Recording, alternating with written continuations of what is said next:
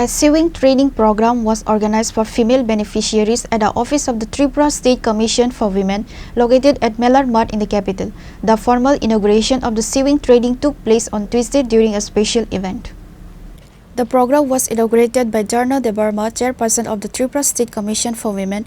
In an interview, she stated that the commission has organized sewing training for 120 female beneficiaries.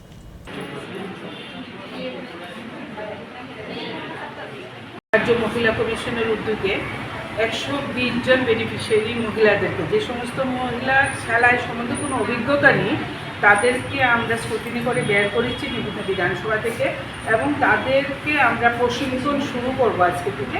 তো আমাদের মাননীয় director sir আসবেন, social welfare ডিপার্টমেন্টে তিনি director আছেন, উনি আসবেন, একটা বেলা একটা আমাদের উদ্বোধনী হবে।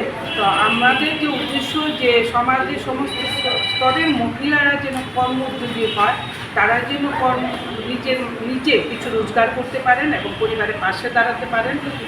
কারণ যেহেতু আমরা মহিলা কমিশনে কাজ করছি, এতেও আমাদের দিনান্তে একটা অভিজ্ঞতা হচ্ছে যে প্রত্যেক নারীকে শিক্ষিত হওয়া প্রয়োজন এবং আত্মনির্ভরতা হওয়া প্রয়োজন। কারণ সমাজ ব্যবস্থা যতই আমরা বলি না কেন, কিন্তু এখনও আমরা নারীরা পিছিয়ে আছি, যতই এগুচ্ছি আবার ঠিক ততটা আমরা পিছিয়েও যাচ্ছি। এখনও নারীরা যে অত্যাচারিত হচ্ছে না সেটা নয়।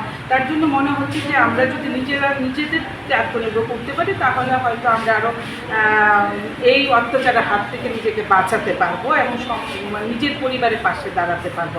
তো সেই মহৎ উদ্দেশ্যকে সামনে রেখে আমরা আজকে 120 জন মহিলাদেরকে আমরা ট্রেনিং দেবো। 7 দিন করে প্রত্যেক মহিলাদের ট্রেনিং থাকবে। তারপর 18 তারিখ মাননীয় মুখ্যমন্ত্রীর হাত ধরে আমরা মহিলাদেরকে সেলাই মেশিন তাদের হাতে তুলে দেব।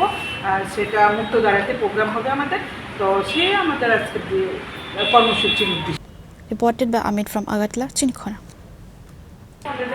কিন্তু 18 তারিখ আমরা ফার্স্ট মেশিন তুলে দেবো।